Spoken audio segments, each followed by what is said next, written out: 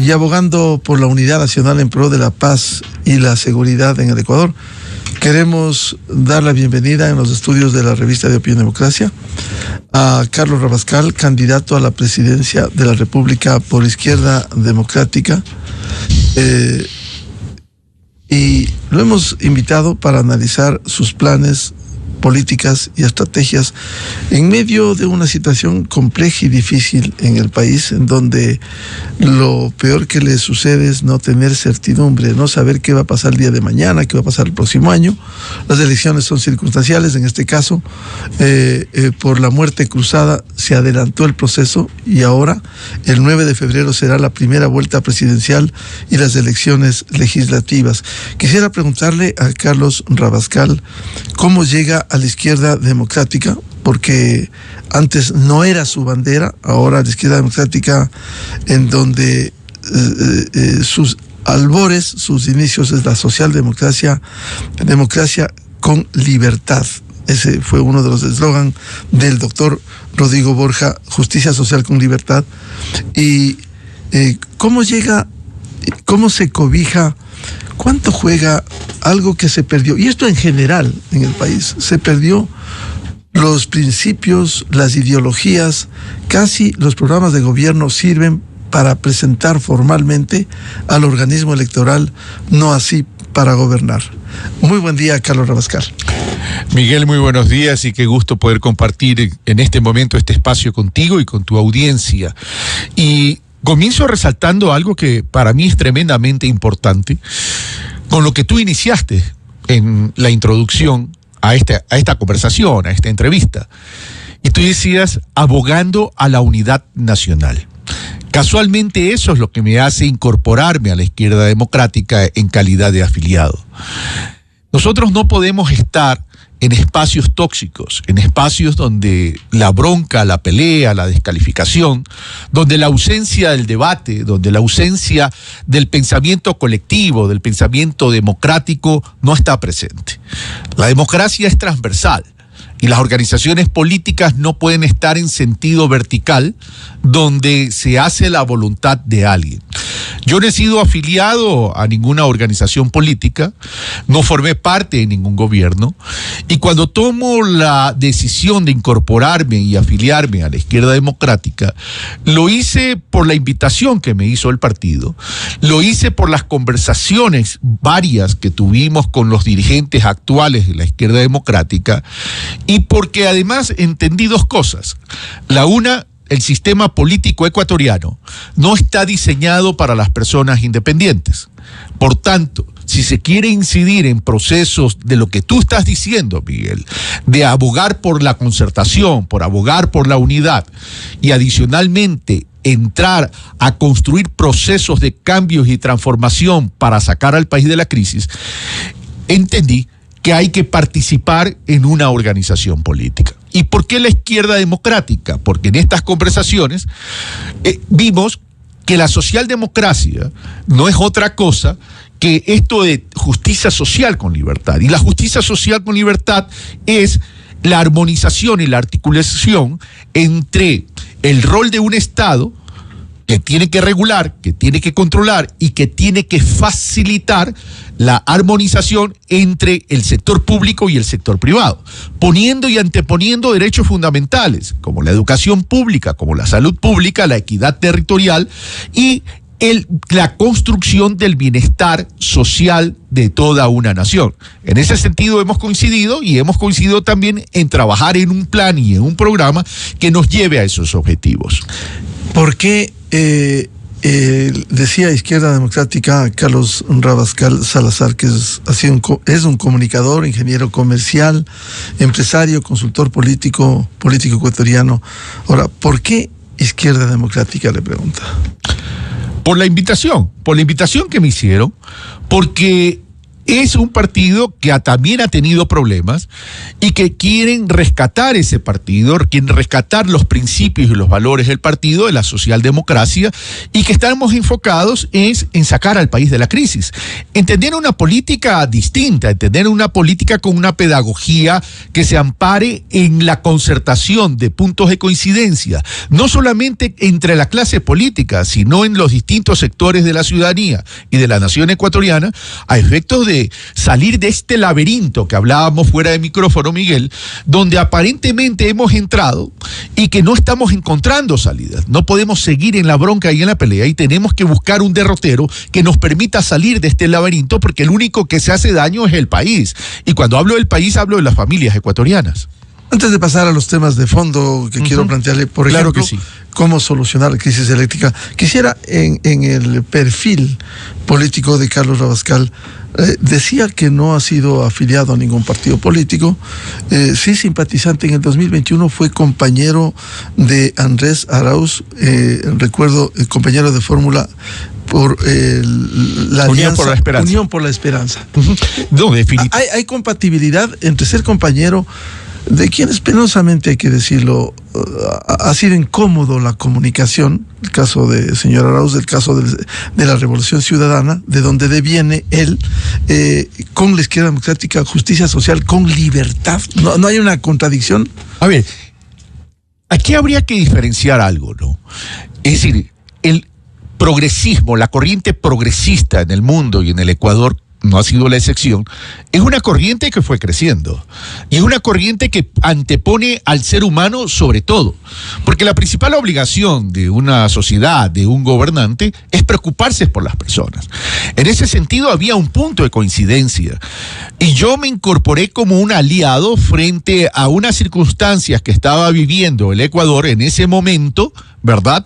Que veníamos de una pandemia y anteriormente veníamos de un terremoto, de una economía congelada donde se estaba poniendo en riesgo el fortalecimiento, la sostenibilidad de la dolarización, una inequidad territorial tremenda, 2 paros que complicaron, y esa pandemia donde estábamos viviendo una crisis. En ese momento era la peor crisis que estábamos viviendo porque existía mucha incertidumbre. Acuérdate que el mundo entero se paralizó, Miguel, y había que hacer algo. Y yo soy de aquellos que me incorporo a los retos para solucionar problemas, y a mí en esa alianza que se me invitó, se me estaba encargando la reactivación productiva, económica y la equidad territorial. Y yo no le podía dar las espaldas al pueblo ecuatoriano, no le podía dar las espaldas a los problemas del país, porque en democracia se gestiona también la problemática para buscarle solución, para gestionar la crisis. Y en ese sentido, por eso me incorporé. Se terminaron las elecciones y terminó la alianza. Y me separo y me tomo distancia a partir de lo que te dije en mi primera intervención. Es porque yo lo que busco es una organización política donde haya debate, donde el debate sea transversal, donde no se agache la cabeza ni se siga órdenes, sino que se construya democracia para fortalecer casualmente la institucionalidad del país y adicionalmente sacar al país de la crisis. Porque este laberinto que estamos viviendo y que nos estamos estigmatizando todos, etiquetando todos, no nos permite ver el norte del país, no nos permite ver con claridad cuáles son las soluciones que tenemos que poner en el país. Pero esto ya no es una solución de carácter individual de una propuesta. Esto es una solución que debe generar una gran concertación en el Ecuador para poder salir adelante.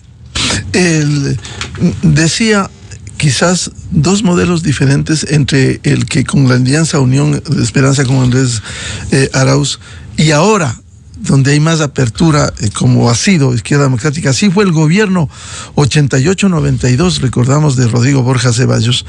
Está consciente que son 2 modelos diferentes. En el que acompañó cuando lo convocaron a usted con Andrés Arauz, que deviene de la Revolución Ciudadana, y ahora con Izquierda Democrática. Yo diría, Miguel, que son realidades distintas, no tanto los modelos distintos. Mira tú que en el año 2006-2007, el propio presidente de la Izquierda Democrática de aquel entonces, el economista Guillermo Landázuri, salió en una rueda de prensa diciendo que iban a dar el apoyo en segunda vuelta al economista Rafael Correa. ¿Cómo explicar entonces aquello? Frente a la candidatura de aquel entonces de Álvaro Noboa. Es decir, ¿estamos hablando de modelos o estamos hablando de realidades? Los modelos van evolucionando, mi querido Miguel, conforme a la realidad. Yo te pregunto ahora, ¿qué es más importante en este momento que está viviendo el Ecuador en plena crisis?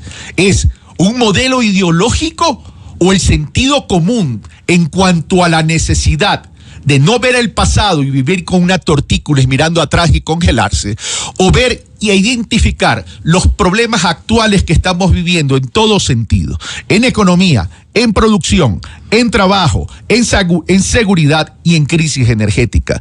Aquí ya lo que tenemos que buscar es un objetivo claro. ¿Cuál es la hoja de ruta? A partir de políticas de Estado, claro, que blinden esa hoja de ruta para protegerlo del romanticismo y extremos dogmáticos que existen en el país y que nos tienen en este momento fregados a todos, a efectos de poder construir un país de progreso, inclusión, de desarrollo y de sostenibilidad. Yo prefiero irme en este momento por lo práctico, la realidad a la cual hay que atender y tratar de pacificar no solo la paz, la convivencia social, sino también la erradicación del crimen organizado. Luego de toda esta evolución y por lo que cita el ingeniero Carlos Rabascal, candidato presidencial por Izquierda Democrática, ¿cree que fue un error en el 2006, en las elecciones de ese año, que Izquierda Democrática y Guillermo Landázuri, quien fuera presidente del Congreso Nacional de entonces también, que haya respaldado a la Revolución Ciudadana luego de la experiencia de los 10 años? A ver, es que no se puede calificar de un error antes que sucedan las cosas. Porque no, pero ya evaluando hoy, 2024, elecciones 2025. Yo creo que, a ver, yo soy de aquellas personas que tiene un principio en la vida. Construir sobre lo construido, corregir aquello que se hizo mal y hacer lo que nunca se ha hecho en el país. Yo creo que tampoco podemos calificar que todo lo hecho por un gobierno, independientemente que te estás refiriendo al gobierno de la Revolución Ciudadana y el economista Rafael Correa, yo no puedo decir que todo fue malo. No puedo decir, porque... Ni todo fue bueno. Claro, ni todo fue bueno. Es decir, porque no hay gobierno perfecto. Claro. El problema es cuando los gobiernos tienen demasiada extensión de permanencia en una democracia. Porque ahí se van distorsionando y se van agotando y se van confundiendo. Yo diría que la primera etapa del gobierno de Correa fue buena. A tal punto fue buena que ganó en algunas primeras vueltas por mayoría y por la voluntad mayoritaria del pueblo ecuatoriano. Y eso ya la historia lo está juzgando. Pero ya no nos podemos quedar en aquello. No. Ya lo que tenemos que ver de aquí para adelante, porque si no vamos a construir incapacidades de solucionar los problemas actuales, que además son estructurales, porque aquí hay un problema fundamental. No estamos entendiendo. Creemos que los problemas que tiene el Ecuador son coyunturales. No, los problemas del Ecuador son estructurales. Y si queremos corregir la coyuntura, tenemos que cambiar la estructura del país. Claro. Por eso en el Ecuador todos los gobiernos, y lo repito, todos los gobiernos, incluido este, han cometido errores. Por ejemplo, quiero empezar con el tema, ¿cómo piensa solucionar concretamente, dentro de los graves problemas, la crisis eléctrica? Es verdad, entre paréntesis, que el gobierno de la Revolución Ciudadana, que empezara en enero del 2007, bueno, en la economía hablaremos también de eso, se gastó los fonditos que decía, fondos tan fundamentales en una familia. Tenemos casuística, casos de profesionales que en la pandemia, me contaba un ingeniero politécnico, decía, yo era editor de libros, Eso decía la persona en que hablabas. Un ingeniero, Casar, de apellido, el profesor politécnico, me quedé sin recursos, dejé de vender libros, pero tuve el acierto de ahorrar. Tuve 3 fondos de inversión en 3 bancos. Fui al banco, oiga, ¿cuánto tengo? 14,000 en el uno, 20,000. Encantado, tome. La importancia del ahorro que se denostó en eso. Pero no quiero profundizar lo que dice en el pasado. Se hizo tan mal en la economía como en tantas cosas, corrupción.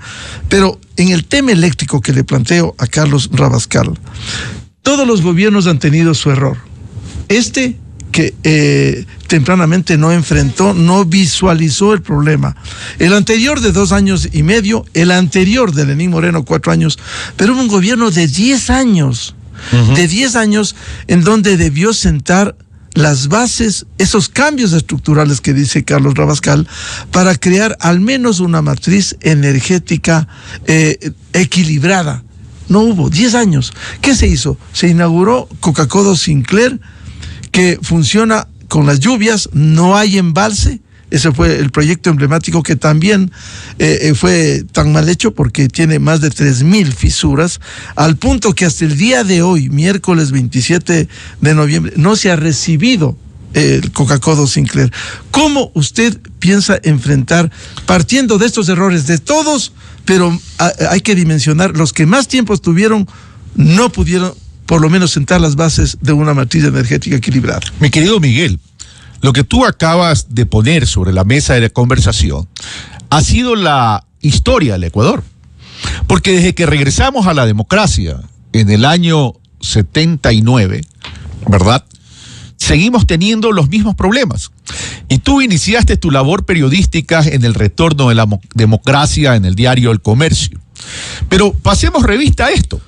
A ver, desde que regresamos a la democracia, 45 años, débil estructura económica, que tiene que ver con aquello que tú dices, no tenemos planes de contingencia de fondos que nos permitan atender crisis.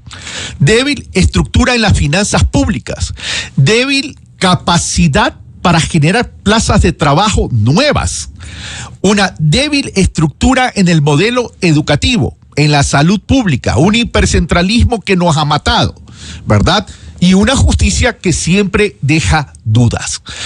Entonces, en los 45 años, todos los gobiernos que han pasado no han tenido la capacidad, y algunos ni siquiera la voluntad, de poder corregir estos errores. Haríamos mal quedarnos tan solo en ver y en asignar responsabilidades a unos o a otros. Este presidente de la República, Daniel Noboa, comenzó diciendo: el anti tiene techo, el anti destruye, el pro es ilimitado. Yo invitaría a recoger esas palabras del presidente de la República, Daniel Noboa, ¿verdad?, que se ha olvidado de aquello que dijo, porque hoy forma parte también del anti, y regresemos al pro. Casualmente, para la concertación, Miguel, para poder tener una economía consistente, para tener una economía sólida, cohesionada, que permita activar y construir nuevos actores económicos a nivel de todo el país, necesitamos crecer en la economía. El país no crece desde hace mucho tiempo, porque no hemos puesto como objetivo la necesidad de crecer al 5% sostenible, que no se logra de la noche a la mañana. En el pasado se ha desperdiciado todo ese tiempo. Entonces tenemos grandes concentraciones en pocas ciudades de la economía y no hemos podido generar construcción de nuevos actores económicos, construcción de nueva riqueza, y por tanto esos actores hubiesen podido presionar el crecimiento económico. Ese es el primer punto para resolver los problemas serios y estructurales que tiene el país. Pero tú me hablas ya del sector energético. Sí. El sector energético, ¿Cómo solucionar? ¿Cómo sentar las bases para que haya una matriz energética, insisto, equilibrada, para que haya una infraestructura bien mantenida, no en colapso, para que haya una adecuada inversión privada, que es inevitable? Colombia, el modelo de Colombia, para citarlo. ¿Qué hizo Colombia? Cambió la Constitución año 91, cambió las leyes, y desde hace 32 años no tiene cortes de energía. ¿Qué hizo? Abrió al sector privado. Aquí hubo un mandato constituyente, tenemos que recurrir al pasado, mandato constituyente 15, que limitó eso. En el gobierno de la Revolución Ciudadana se limitó eso, y todo fue a manos del estatismo, igual que el seguro social, ya hablaremos del seguro. Todo el Estado no tiene recursos. Si no se abre al sector privado para que comparta, para que complemente, ¿cómo se va a enfrentar? A ver, ¿cómo concretamente vamos al tema, y me encanta la pregunta. Primero, no podemos caer en el error que el estatismo o que el Estado lo puede hacer todo. Aquí yo te comenzaba diciendo en una de mis primeras intervenciones que tenemos que armonizar y articular sector público con sector privado. Los estados siempre tendrán recursos limitados. Más aún cuando estamos en dolarización. Y la dolarización hay que mantenerla. A la dolarización hay que sostenerla. Pero casualmente, para mantener y sostener la dolarización, necesitamos un sector energético que no paralice pues al país, sino que lo permita operativizar, que lo permita funcionar. La crisis que estamos viviendo hoy en día con los apagones, que es volver al pasado de nuevo, etcétera, etcétera, etcétera, es la ausencia, es el reflejo de la ausencia de una política de Estado. Una política de Estado que tiene que estar blindada. Esa política de Estado, ¿qué debe determinar? ¿Qué modelo energético necesitamos en el Ecuador? ¿Un modelo estatista o un modelo privado exclusivamente o un modelo mixto? Pero vamos a lo siguiente. ¿Usted es partidario de qué modelo? Yo soy un partidario de un modelo mixto. ¿En qué sentido? De un modelo que el Estado regule, controle, fiscalice y que permita la incorporación del sector privado. Hoy necesitamos inversión privada. Hoy necesitamos inversión privada nacional y extranjera. Pero para aquello tenemos que dar seguridad, pues. Para aquello tenemos que mandar mensajes apropiados.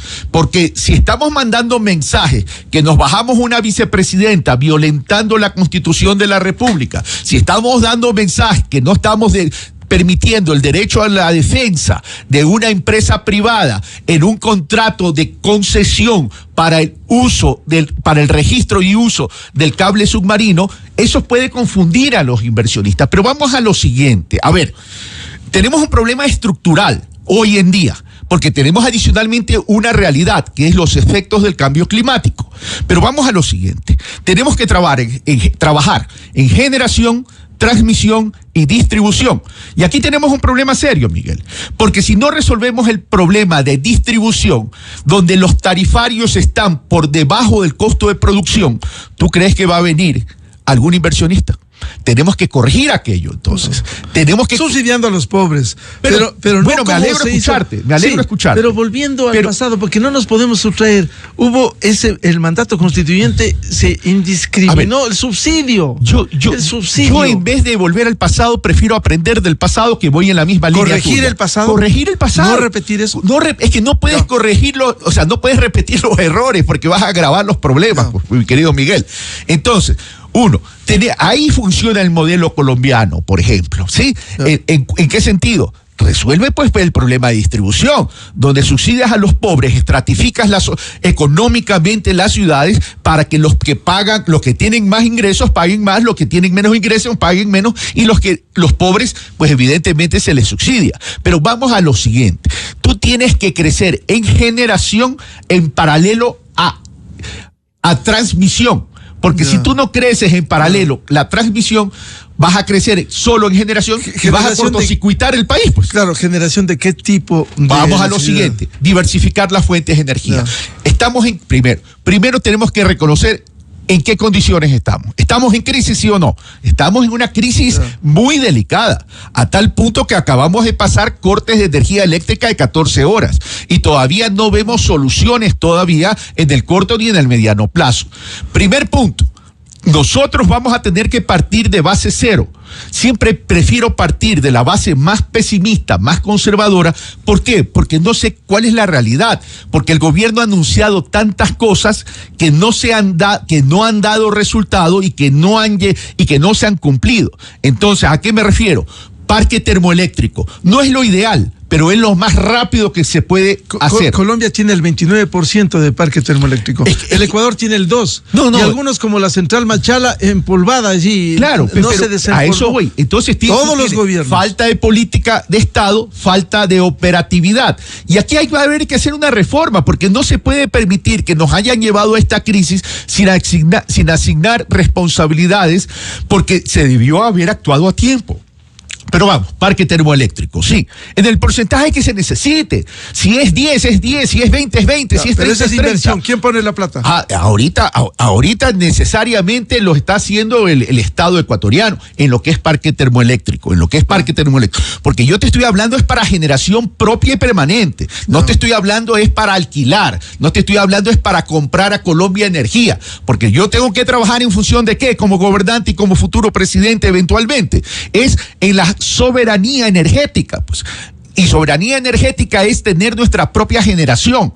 ¿verdad? Para no depender. Porque si Colombia entra en crisis, como hace poco, que también tiene la crisis, porque la sequía... Pero no hubo apagones, bajó el agua, claro, también sequía, pero es que a eso entró el sector privado, complementariamente con el parque técnico. Pero a eso tenemos que llegar, pues, Miguel. Por eso, apertura al sector privado. Sí, al sector privado, eso lo he dicho ya varias veces en esta intervención, evidentemente. Entonces, lo otro es una base termoeléctrica entre lo existente, para lo cual hay que recuperar, repotenciar y mantener, más lo que se pueda comprar en términos de unidades termoeléctricas propiedad del Ecuador, para llegar por lo menos a una base de 2.500 megavatios, que nos permita activar en época de crisis y cuando sea necesario, Miguel. Lo otro es, a ver, ¿tenemos un plan maestro de electricidad? Sí, ahora, evidentemente hay que ajustarlo. Evidentemente, como todo plan, hay que actualizarlo, porque tenemos el ingrediente del efecto climático, pues evidentemente. Tenemos que disminuir la participación de generación hidroeléctrica y diversificar las fuentes de energías limpias y renovables, que es lo que tú me preguntabas, qué tipo de energía necesitamos. La solar, fotovoltaica. A ver, en los próximos años, ¿qué tenemos que hacer? Buscar una mayor generación en menor tiempo. Y eso nos permite la fotovoltaica. La fotovoltaica en 2 años podemos tener 1.000 megavatios a través de paneles de granjas solares, ¿verdad? En Zapotillo Loja, en Imbabura, en la misma Manabí. Y ahí podemos sumar 1.000 megavatios más a los 2.500. Pero también, ¿hace cuánto tiempo venimos hablando del gas, Miguel? ¿Hace cuánto tiempo venimos hablando del gas?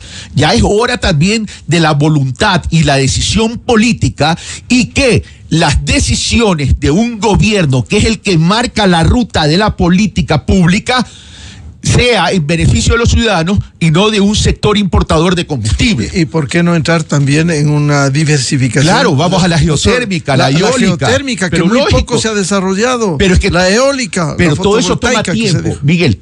Ahorita partimos de la realidad. Hay que empezar. Todos los gobiernos no empezaron. No han empezado. La política tiene que decir cuál es el mix, y se va ajustando conforme va evolucionando el mundo. Pero para resolver, primero tengo que gestionar y resolver la crisis. Termoeléctrica más solar, más lo que tengo ya hidroeléctrica que viene, que está también funcionando y nos está ayudando, ¿verdad? Y el proyecto Santiago, que ya está, que va a estar, que el propio gobierno lo ha anunciado, que está en la cordillera occidental y que tiene otro calendario hidrológico. Usted decía, ingeniero Rabascal. No, dime Carlos nomás. Reformas legales, con esa asamblea mediocre que no ha aportado. Ahí aplaudieron la famosa ley no más apagones, como si con leyes se arreglarían. Las leyes ayudan, no solucionan. ¿Cómo con una asamblea que no contribuye a las reformas, cómo reformar lo que plantea Carlos Rabascal? A ver, parto de algo. Yo no quiero asamblea constituyente, por si acaso. No. Yo no soy partidario de la asamblea constituyente, porque con la inmadurez de la clase política que se ha demostrado y nos ha llevado a estos problemas, cuidado, nos sale un doctor Frankenstein de constitución y nos complica aún más la vida. Y coincido contigo, Miguel. O sea, no todo es leyes. Es gestión, es liderazgo, es voluntad, capacidad política, pero claro, hay que resolver en determinadas cosas, por ejemplo, en el sector eléctrico, el aseguramiento del pago al inversionista. El fideicomiso, pues. Claro. ¿Por qué voy a tener miedo a un fideicomiso? Claro. Y el otro tema es permitir la inversión privada, que hoy sí se puede, a través de concesiones, a través de articulación pública-privada. No es limitada, el problema es que no damos seguridad. El mandato constituyente limitó, o sea, tendría que revisar el mandato. No, Miguel, se puede hacer, se puede. No hubo cómo, el Estado fue todo. No, eso 2008 no, el Estado es regulador. Yo como presidente lo que tengo que hacer es, si tú fueras empresario en un sector, por decirte algo, en la agroindustria, Miguel, perdóname de ponerte a ti como ejemplo, simplemente es un ejemplo, ¿verdad? ¿Qué tengo que hacer yo como Estado? Es facilitar que a ti te vaya bien, que tú crezcas en la agroindustria, porque si tú creces en esa agroindustria, ¿qué va a hacer? Vas a construir riqueza, pero también vas a generar más empleo y vas a contribuir al crecimiento económico. Ese es el rol del Estado, ese es el rol de un gobernante. Y eso es lo que tenemos que hacer. Y si hay que corregir reformando cosas puntuales, ya sea en la Constitución o ya sea en el marco jurídico, ¿verdad? O en el tema de las normas regulatorias, hay que hacerlo. Ahora, la Asamblea tiene que entender tiene que entender, no esta, sino la que vengan también, porque esta ya también ya se va. Claro. Las que vengan tienen que entender que tienen que trabajar, la que sea, la que sea. Tienen que entender que tienen que trabajar en beneficio de un crecimiento económico, de la operatividad del país, porque eso es velar por el bienestar de la gente. Ya.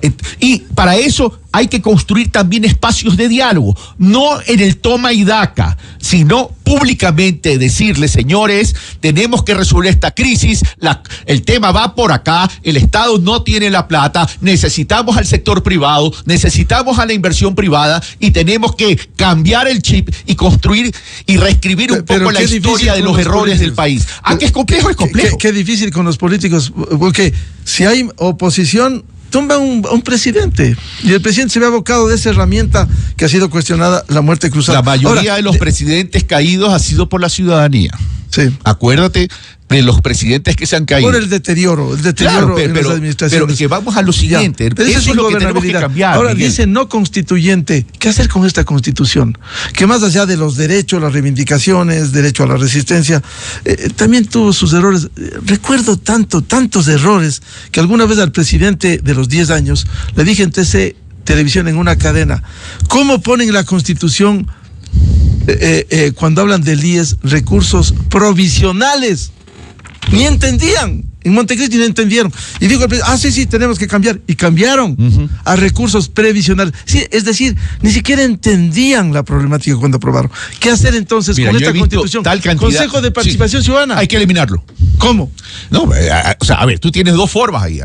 O una reforma constitucional, y ahí viene el tema de la constituyente, que eso sí me preocupa, o quitarle poderes al Consejo de Participación Ciudadana. Nunca estuve de acuerdo. El pueblo guiado por los políticos dijeron no en una consulta. Sí, no hay que quitar. Pero es que ahí sigue. Es que gobierno que llega, gobierno que se toma Consejo de Participación, controla los organismos de control y listo. Miguel, yo prefiero ir para adelante. Te estoy diciendo, ya el error está ahí. Yo me opuse al Consejo de Participación Ciudadana desde que comenzó la discusión de la Constitución de la República. Otro error de la Constitución, la muerte cruzada.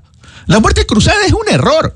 Y mira tú qué tan error es que hoy nos ha llevado ¿a qué? A tener un presidente candidato más preocupado por la candidatura que a gestionar la crisis. El propio expresidente de la República, Osvaldo Hurtado, en una entrevista, en un panel, si no me equivoco, si puedo decir el nombre, Miguel, en Ecuavisa, ¿qué dijo? El señor Daniel de Noboa debería dejar la candidatura y debería asumir la presidencia. El espíritu de lo que dijo, ¿no? Y es la verdad. ¿A qué nos lleva la muerte cruzada? A que tengamos un presidente preocupado por su candidatura y la reelección en vez de gestionar la crisis.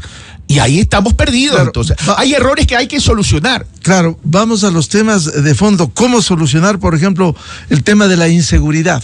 Es tan complejo, tan difícil, que no ha habido cómo. Sin seguridad no hay desarrollo. ¿Cómo enfrentaría usted en medio de un conflicto armado interno? A ver, parto de esto último que has dicho. Tenemos un conflicto armado interno, pero tenemos una ejecución presupuestaria mínima en términos de la seguridad. Entonces ahí hay algo que no me cuadra. Es decir, ¿de dónde se sacan los recursos? Son ingentes recursos. Se supone que del IVA, ¿no? Se supone que del IVA, pero no vemos nada. Pero vamos a lo siguiente. Yo no puedo separar la seguridad de la economía. La seguridad de la economía, la producción y el trabajo. Y no puedo separar la seguridad de la crisis energética como de la economía. Entonces aquí no se trata de un problema puntual, Miguel. Aquí se trata de un encadenamiento de problemas, que cada problema tiene incidencia en otro rubro de la vida del país. La crisis energética no solamente con la economía, producción y trabajo, con la educación, con la salud, ¿verdad? Porque se paraliza con todo. Igual pasa con la economía, igual pasa con la seguridad. Ahora, entendamos algo en términos de seguridad. ¿El crimen organizado es exclusivo del Ecuador? No, pertenece a una red global del crimen. Colombia produce, Ecuador la logística de paso a la exportación. Europa, Estados Unidos y otras regiones lo consumen y lavan dinero. Entonces, si tenemos una red global del crimen, tenemos que trabajar en el frente interno y en el frente externo. Con la ayuda cooperación internacional. ¿Usted es partidario de eliminar el artículo 5 de las bases? A ver, eso es un riesgo, Miguel. Eso es un riesgo. Te voy a poner primero, déjame ponerlo en contexto y perspectiva. Colombia tiene 7 bases militares. entre el año 2021 y 2022, el hectareaje de producción de cocaína se incrementó en el 43%. Esto no es un dato de Carlos Rabascal, esto es un dato de Naciones Unidas. Pero son los gobiernos. No, Gustavo Petro pero vamos busca la paz total y no, es pero puro vamos cuento. Pero puro a ver, cuento. pero si no eres capaz de parar el hectareaje de producción de cocaína, entonces ¿de qué estamos hablando? Colombia. Pero cuando las llamas del incendio de tu vecino llegan a tu casa, el problema ya no es de tu vecino, el problema también es nuestro. Entonces tenemos que saber leer la periferia. 22 al 2023, la producción de cocaína se incrementa en 53%. De Putumayo a Sucumbíos, de Sucumbíos a los ríos, de los ríos, Guayas, Manabí y Esmeraldas. Entonces tenemos ahí un problema serio, pues. Pero por eso digo, ¿cómo enfrentar Vamos eso? a lo ¿Cómo? siguiente, porque es Concreto. importante también ponerlo en contexto, Miguel. Vamos Ya. a lo siguiente. Frente interno. ¿Qué hacer con el frente interno? Uno, ¿quién es el encargado de la seguridad interna, la seguridad ciudadana? La policía. La policía está completamente debilitada. Hay que devolverles los recursos a la policía. Pero el problema no solo pasa por los recursos, sino cuál es el modelo de gestión de la policía. Ahora, insisto, ¿de dónde salen los recursos? Por ejemplo, ¿usted es partidario de reducir el IVA? Como algunos candidatos. Sí, yo soy partidario. ¿Sabes por qué, Miguel? O sea, al 13%, sí. ¿Por qué? Porque acuérdate que los 2 puntos son discrecionales, ¿verdad? Usted decía, con el IVA debe financiarse. Si se baja el IVA, bajan ingresos. No. Yo lo que dije es, el gobierno nos dijo que con el IVA iba a financiar. No he dicho que con el IVA... Ya. Pero es que ese es el tema, a ver. Hay candidatos que quieren eliminar el IVA. No. Lo cual es demagogia. No. Tú no puedes eliminar el IVA. No puedes eliminar el IVA. Lo que te estoy diciendo es cuál es la solución estructural, evidentemente dentro de un proceso. Es hacer crecer la economía. ¿Quién hace crecer la economía? La microeconomía. El de la tienda. El mediano empresario. El grande empresario. Si yo paralizo la economía, ¿de qué me sirve tener un IVA grande si la recaudación simplemente va a ser de pronto medianamente importante, pero tengo una economía paralizada del sector productivo que no me está generando trabajo? Hoy 7 de cada 10 ecuatorianos de la población económicamente activa están en la informalidad. ¿Por qué crees que no hay inversión en la economía real? Porque no hay capacidad de consumo frente a Colombia y Perú, pues. Esas son las cosas estructurales. Además la inseguridad, además los cortes de energía eléctrica. A ver, esas son las cosas de las bases. ¿Perdón? Las bases. A ver, las bases no te van a solucionar. El tema del propio Estados Unidos te lo ha dicho. Pero contribuyó. Aquí hubo un convenio 99-2009 que el gobierno de entonces celebró la salida de los gringos. Cuando los gringos contribuyeron. No es lo mejor, pero han contribuido con pragmatismo a enfrentar el narcotráfico. A ver, mira, yo no me voy a quedar mirando atrás. Lo que se hizo mal hay que corregir, pero hay que construir también sobre lo construido. Pero y no solamente dentro del Ecuador, sino ¿cómo aplicar la tecnología de lo obvio, imitar, igualar y superar. Hoy necesitamos luchar contra la inseguridad, por supuesto, pero a ver, si no tenemos una policía preparada, ¿cómo vamos a luchar? Y creemos que la inseguridad la vamos a combatir solamente con las fuerzas de seguridad armadas. No, esas fuerzas de seguridad tienen que venir acompañadas con una modernización, reforma e independencia de la función judicial, pero también con política económica, con política de inversión y con política social. ¿Qué hacer con la justicia? Entonces, ¿dónde está la hoja de ruta? ¿Qué hacer con la justicia que está podrida? A ver, primero ya... caso metástasis, reflejo, purga, plaga, 49 operadores de justicia, ya no es la excepción, como se decía, uno o dos jueces. Ahora es metástasis. La justicia siempre ha estado cooptada. Antes por la clase política de forma exclusiva. Recordemos los tanques en la corte, recordemos tantas metidas de mano en la justicia, y ahora no solo por la clase política, sino también por el crimen organizado. Vamos a lo siguiente. A ver, primero, ¿cómo aseguramos que el proceso de selección de los operadores de justicia, jueces y operadores de justicia, sea transparente y además responda a una selección que esté relacionada con sus capacidades, con sus honestidades y con su transparencia y el compromiso con el país? Va a haber que recurrir ahí sí a cooperación internacional, y yo llamaría a Naciones Unidas para que me ayude en los procesos de selección, que se encarguen ellos de los procesos de selección de los jueces y operadores de justicia, para que no haya metida de mano y que sea procesos transparente. Primer punto. Segundo punto, con cooperación internacional también, evaluación permanente evaluación permanente a la función judicial en términos de qué, y seguimiento, en términos de relacionamiento, patrimonio, ingresos y estilo de vida. Eso es importante. Y auditorías externas con cooperación internacional para revisar los debidos procesos, como se los llama técnicamente, en temas de corrupción y de crimen organizado, para poder detectar la influencia de la corrupción, la influencia del crimen organizado en la toma de las sentencias. Y además de eso, fortalecer la escuela judicial, pues. Fortalecer la escuela judicial. De esto, ¿cuánto se habla y no se cumple? A ver, pero es que hay que hacerlo. O sea, mi querido Miguel, cruzar la calle toma riesgo. Me puede atropellar un carro. Si yo me paralizo y no cruzo la calle, nunca voy a avanzar. Yo nací sin una pierna, Miguel, porque me afectó el fármaco llamado talidomida que le recetaban a las madres para controlar mareos y náuseas. Yo me hice luchador desde que nací. Yo no me fijé en el obstáculo de no poder caminar. Yo avancé a pesar de no tener una pierna y estoy aquí. Yo quiero convocar a la ciudadanía, quiero convocar al pueblo ecuatoriano a que recuperemos el sentido común. Aquellos que quieren vivir en la bronca, en la pelea, en la venganza y revancha y en la improvisación, que se queden ahí. Pero hay un 60% de la población ecuatoriana que está buscando una alternativa. Y no me refiero a las personas, está buscando la alternativa de la paz, de la tranquilidad, de poder vivir, de tener oportunidades. Basta ya de pelearnos, por favor. De odios. De odios. Uno ve actores políticos llenos de odios. Ver que basta escuchar los discursos y basta ver en las redes sociales, en el Twitter, lo que ahora se llama X, cómo pura fake news, es la autopista del mal. Ya no se sabe ni a quién creer porque las noticias no se sabe si son verdaderas o son falsas. ¿Y las libertades? Las libertades son fundamentales.